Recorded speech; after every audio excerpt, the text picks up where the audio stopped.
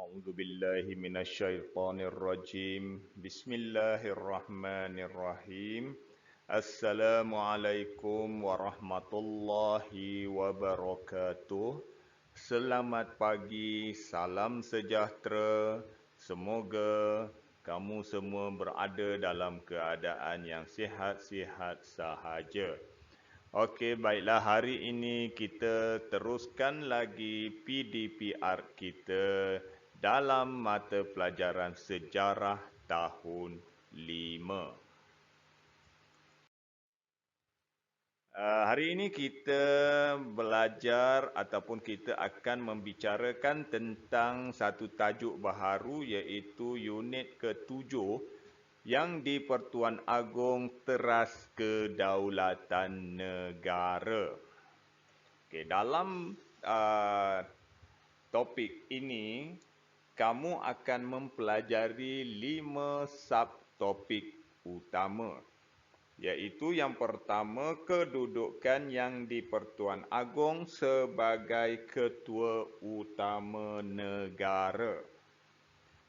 Yang kedua, peranan Majlis Raja-Raja dalam pemilihan yang di Pertuan Agong. Yang ketiga, istiadat pertabalan yang di Pertuan Agong. Yang keempat, bidang kuasa yang di Pertuan Agong. Dan subtopik yang terakhir iaitu alat-alat kebesaran yang di Pertuan Agong dan Raja Permaisuri Agong. Okey, pada hari ini kita tidak akan membincangkan kelima-lima subtopik tersebut.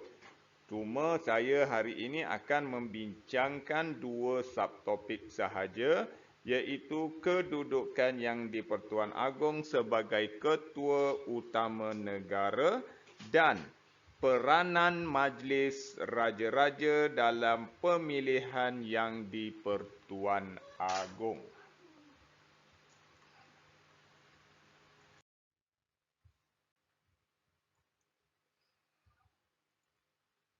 Okey, kita tengok subtopik yang pertama iaitu Ketua Utama Negara. Okey, sebelum kita teruskan dengan subtopik yang pertama ini, harus kita ketahui bahawa yang di Pertuan Agong ini merupakan satu institusi. Institusi yang di Pertuan Agong ini telah diwujudkan apabila Persekutuan Tanah Melayu mencapai kemerdekaan. Okey, sebelum kemerdekaan, negara kita tidak mempunyai institusi yang di Pertuan Agong. Okey. Penubuhan institusi yang di Pertuan Agong dibuat semasa Perlembagaan Persekutuan dirangka. Okey, apakah itu Perlembagaan Persekutuan? Perlembagaan Persekutuan ialah undang-undang tertinggi negara.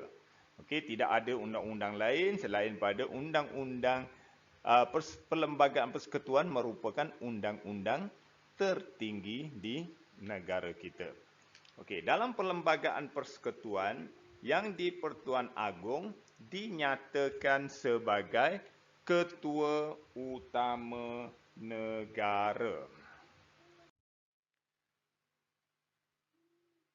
Okey, yang di Pertuan Agong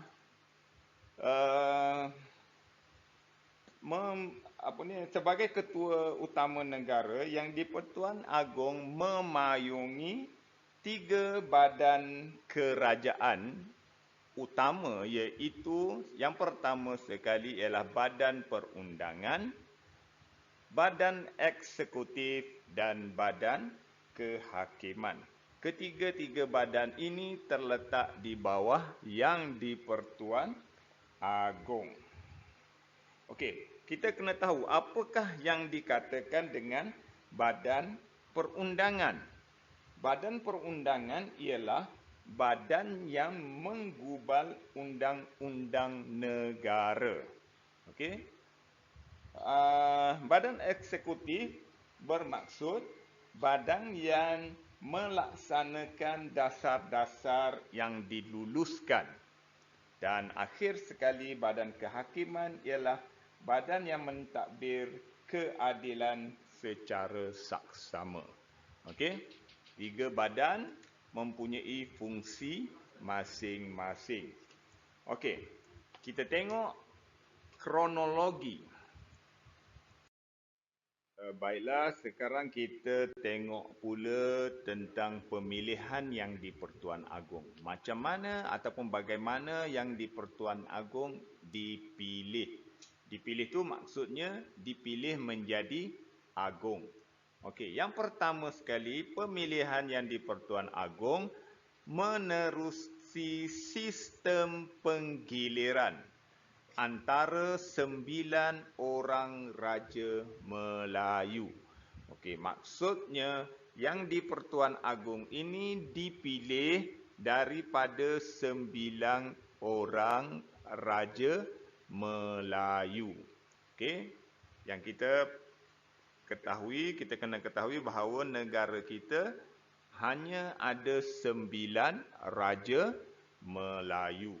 Dan bila pemilihan itu dibuat? Pemilihan dibuat iaitu 5 tahun sekali. Bermaksud setiap orang ataupun setiap raja yang di Pertuan Agong ataupun dilantik menjadi yang di Pertuan Agong memegang jawatan selama 5 tahun. Kemudian diadakan pemilihan lain pula. Okey, pemilihan ini mengikut perlembagaan persekutuan. Okay, kita tengok kronologi pemilihan yang di Pertuan Agong. Macam mana cara nak pilih yang di Pertuan Agong? Pertama sekali, pemilihan melalui undian sulit oleh 9 orang Raja Melayu dalam Majlis Raja-Raja. MRR tu ialah Majlis Raja-Raja.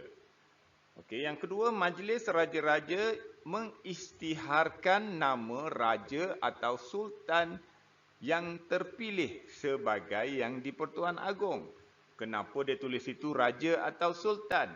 Dalam 9 orang Raja Melayu, 8 bergelar sultan dan 1 bergelar raja, iaitu Raja Perlis.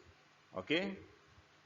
Bila dah buat undian secara sulit, dah dapat nama, maka Majlis Raja-Raja mengisytiharkan nama raja ataupun sultan yang terpilih. Okey, selepas itu surat pengesahan pemilihan yang di Pertuan Agong dihantar kepada Dewan Rakyat dan Dewan Negara. Okey, Dewan Rakyat, Dewan Negara ni parlimen lah. Okey. Mengikut jadual ketiga Perlembagaan Persekutuan. Okey, seterusnya nombor 4, Perdana Menteri mengeluarkan kenyataan akhbar mengenai keputusan pemilihan jawatan yang di Pertuan Agong. Okey, bila dah dapat nama Perdana Menteri, kena buat kenyataan akhbar. Siapakah yang dipilih? Okey, dan yang terakhir iaitu yang kelima, yang di Pertuan Agong melapaskan sumpah atau ikrar dan menandatangani surat sumpah memegang jawatan dalam mesyuarat Majlis Raja-Raja. Okey, kita tengok pula Majlis Raja-Raja. Majlis Raja-Raja ditubuhkan secara rasminya pada tahun 1948 bagi menggantikan Durbar. Durbar ni apa dia? Durbar ni sebelum ni Majlis Raja-Raja juga, tetapi dia tak panggil Majlis Raja-Raja, tetapi dia panggil Durbar. Okey. Dianggotai oleh 9 orang Raja Melayu dan 4 orang yang di Pertua Negeri. Maknanya negeri kita di Malaysia ni ada 13 buah negeri dan satu wilayah persekutuan. Wilayah persekutuan ni dia tak termasuklah sebabnya dia tidak ada raja, dia tidak ada sultan, dia tidak ada yang di-pertua negeri. Okey. 9 orang raja dan 4 yang di-pertua negeri, iaitu yang di-pertua negeri Melaka, yang di-pertua negeri Sembilan, yang di-pertua negeri Melaka, yang di-pertua negeri Pulau Pinang, yang di-pertua negeri Sabah dan yang di-pertua negeri Sarawak. Dan yang lain tu raja-raja Melayu lah. Okey, antara tugas Majlis Raja-Raja termasuklah melaksanakan pemilihan yang di-Pertuan Agong. Okey, kita tengok keahlian Majlis Raja-Raja. Okey, yang sebaris di bahagian atas itu bermula dengan Sultan Perak, kemudian Sultan Johor, Raja Perlis, Sultan Terengganu, Sultan Pahang. Saya besarkan gambar baginda sebab baginda sekarang menjawat jawatan yang di Pertuan Agong. Okey, Sultan Selangor, yang di Pertuan Besar Negeri Sembilan, Sultan Kelantan dan Sultan Kedah. Manakala yang di bawah itu ialah bermula dengan yang di Pertua Negeri Melaka, yang di Pertua Negeri Sabah, yang di Pertua Negeri Sarawak dan yang tepi sekali ialah yang di Pertua Negeri Pulau Pinang. Okey, ini adalah keahlian Majlis Raja-Raja.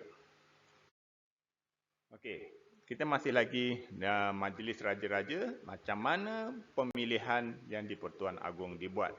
Okey, sebelum pemilihan yang di Pertuan Agong, Majlis Raja-Raja memperkenankan tarikh mesyuarat pemilihan. Okey, sebelum nak lantik Agong, Majlis Raja-Raja ni kena pilih satu tarikh untuk buat mesyuarat pemilihan. Okey, semasa pemilihan yang di Pertuan Agong, Majlis Raja-Raja melaksanakan proses pengundian yang tadi, undi sulit tadi. Ketika mesyuarat tadi, maka 9 raja-raja Melayu tadi telah membuat undian bagi pemilihan yang di Pertuan Agong yang baharu. Dan selepas pemilihan yang di Pertuan Agong, Majlis Raja-Raja perlu mengisytiharkan nama yang di Pertuan Agong yang dilantik.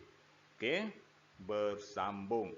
Bersambung maknanya kita akan sambung lagi pelajaran kita ini dalam sesi yang akan datang.